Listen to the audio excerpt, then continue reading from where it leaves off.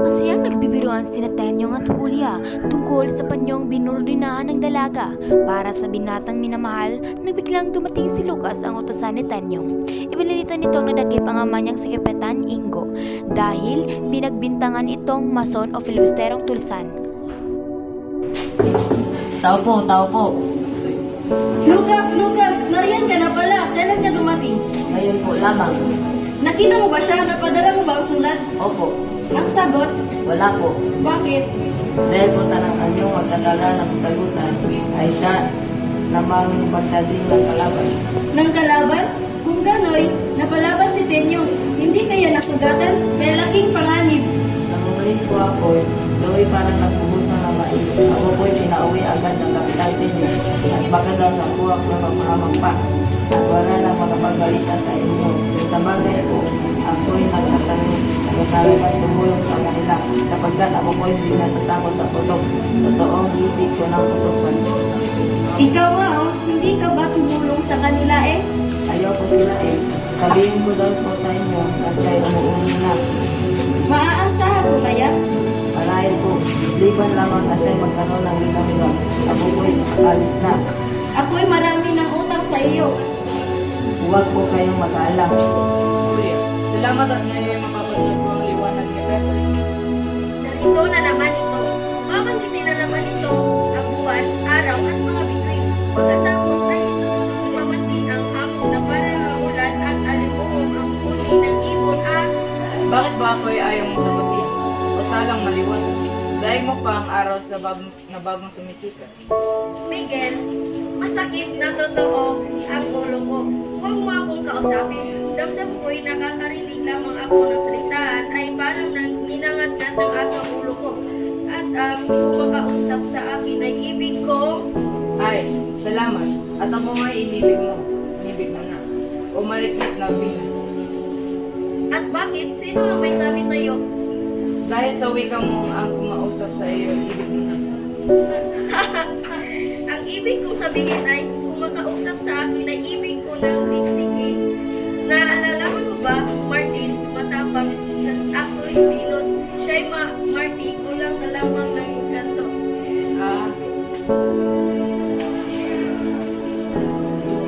Miguel, bakit si Ule ang iyak at nagmamakulinaan? Wala po. Kinakausap ko po lamang ay bumadyak-badyak na ako'y dilis. Julia, ano po iyon? Bakit tinakausap ka lamang ang Miguel? Talagang nila na. Sinabi ko na po, ako'y huwag niya kakausapin at ako lamang masakit ang ulo ko. Ay lalo pa po ako kinausap na kinausap. Ako daw po yung piso talang pinasang dami ko po. Ganon naman pala eh. Julia, yan ay patawag mo sa kanya. Huwag mo siyang pagpilikaan ng piso at kinalas. Nakapagsikin pa. Patungan ako rin. Dumaan ko lamang sa bahay ni Fiscal Manuel. Narito na po sila. Ano pala, hindi ka nagkakasakit? Bakit po wala naman ang nakapagpilikaan? At ngayon po, mamaya naman. Mabuti ka rin sa lang. Sige lamang ang malay. Baka po yan ang tinatawag na lantaw sa akin. Malapit po ang pagkalan ng batang yan. Parang po ako lamang. Nakikita kong nagagpulang po walang kalawang. Parang nagsimulog ang pagkasin. Huwag ka naman sa subaliligayan na hindi ko maalala ang mga pagkatingin ko ng iba't ay pinitpit ko sa dalawang pahinga at nalitan ko ng alangkang ay mawalang mababa ang batang yan. Nariyan po, Julia. Ano po yun sa'yo? Tinatanong ka na bibiyanin mo. Hindi, nalalaman mo na hindi ko ikaw ang ibibilang. Oo. Yayaman manda ng rasa, huwag na nang pinitay, huwag ka ang iba, ikaw ang ikaw naman. Sabi ka po, kung makakaya din lamang ay malaman mo naman po ang mga kahilingan mo'y ulo ng kabilang. Kaya masalipin ko ang Tulungin ko po, Julia.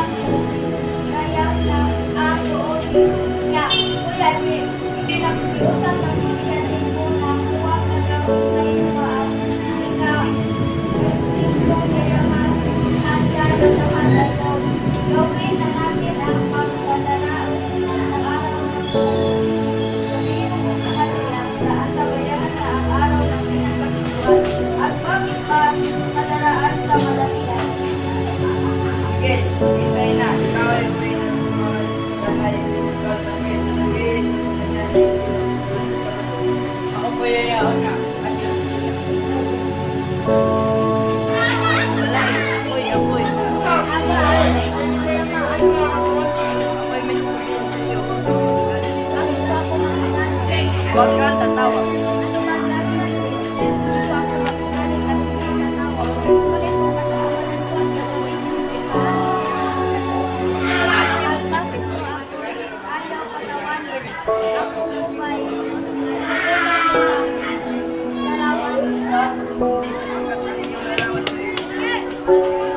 Napadain mo ba ang tinatanggol salita? Ituloy mo. Dali-dali Wala, mag-exercise. Ikaw, walang pinapagawa. Malapit ka natin yung budget. Ikaw ay mag-isa. ang ano po.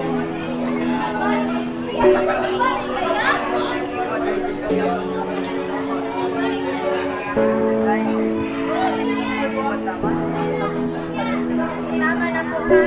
Mabuti po. Kagamutan niya tayo. Kasi na po nasa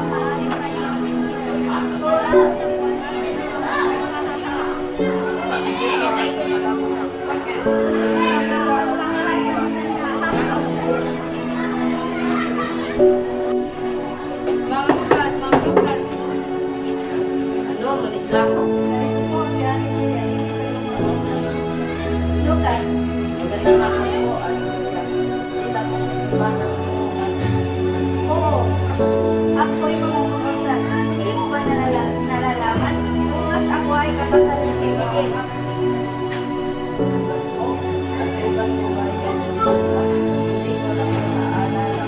Monica, ikaw ay umuwi na. Sabihin mo kay Inang na ako ay iniwan mo sa simbahan. Mamayang alas 6 mo pa ako sasalubungin.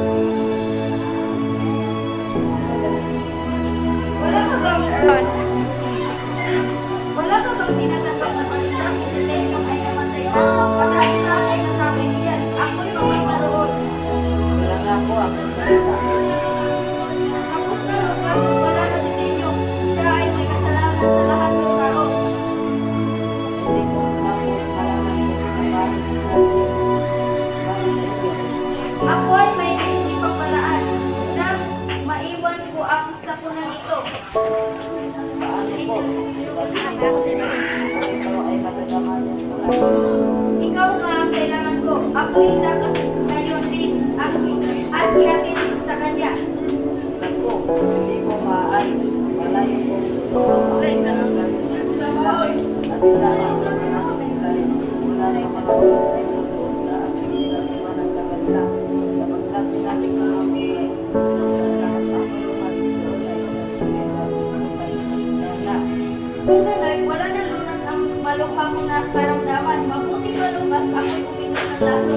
Mabuti makalipili mo ako mamatay sa ganitong kalagayan. Huwag akong mag-isip na pagpagdating kung wala na akong pag-iwasan ay mapupulala sa akin. Ang ano, Nasa unas na pagkakasal at pagdating ko doon sa pagkakasal.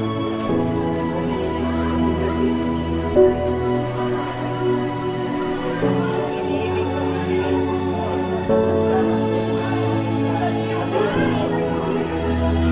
maaari niyang ganun. Kung isip na ipinatay sa dalawang ibon, ang buhay na ang pinatay niya sa palo.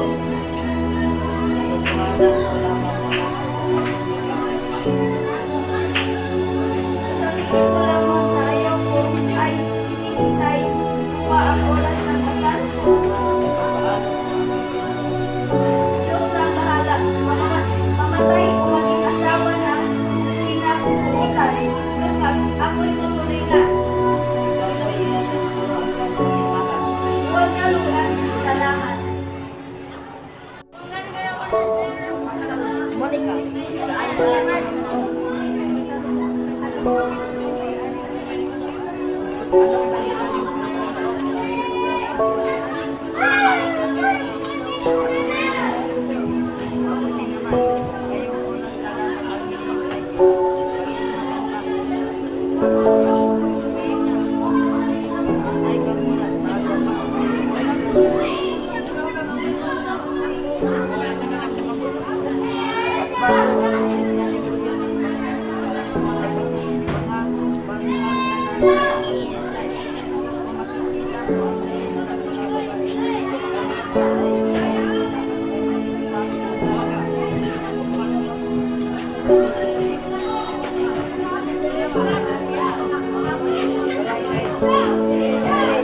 Naghihintay si Paritep.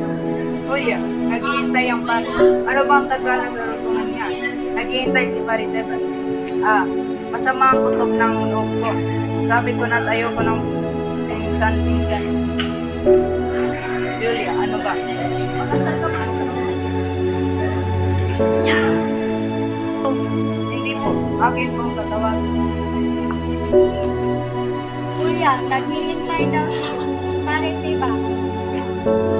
Sila yung mamamatay na. Hindi ko ba dapat iba? Mamamatay pala?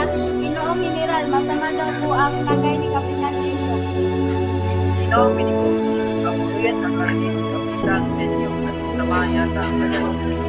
Aking nila, papatawag ang po ng pare at ang isa rin ang mamamatay. Mamamatay pala. Ako may papayag sa inyo na isang malaking bagay. Ano po yun? Ako'y pakinggan. Ang Kapitang Tenyong na sa oras na ito ay nalipat ng bayang Tahimik ay may huling kahilingan. Ipapamakaam niya sa inyo, Juana, at kay Ginoong Miguel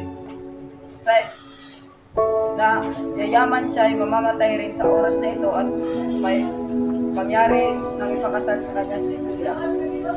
Ipakasal sa kanya si Julia? At bakit? Ano ang dahil? Dahil daw sila'y bata pa, may salita na. May salitaan? Mayo'y araw ng kanyang pagtupad ng naipangako at dayamang siya'y mamamatay na ay di naman magiging kapinsalaan ng pag-iisang palad nito Julia at Miguel sapagkat sa oras ding ito'y Julia magbabago paano na kayo'y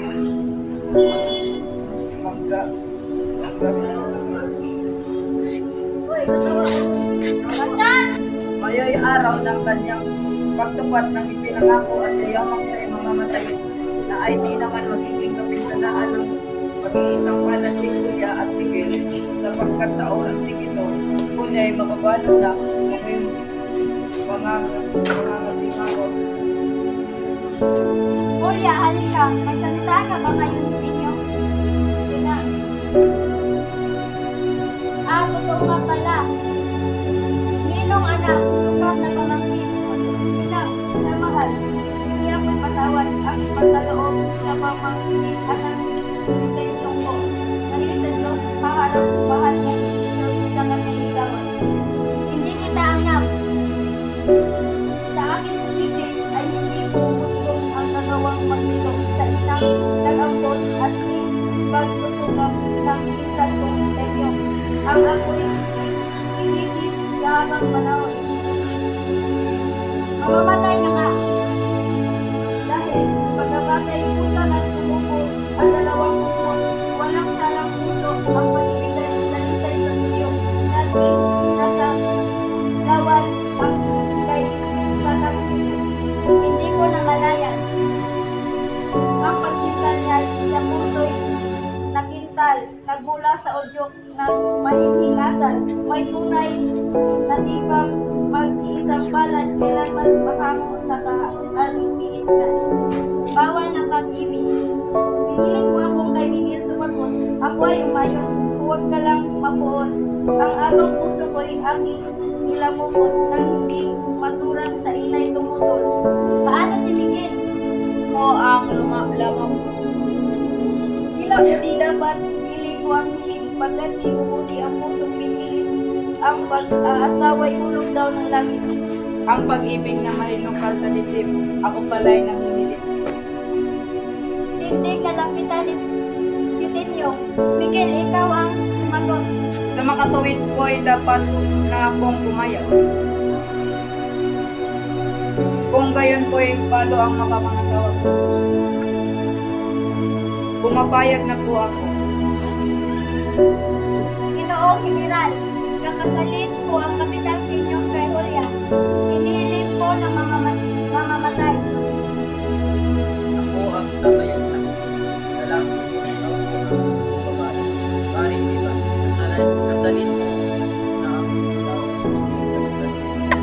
Ginoong General, Pedrito, halika. Tanungin mo ang General kung sino ang magbabayad ng direksyon.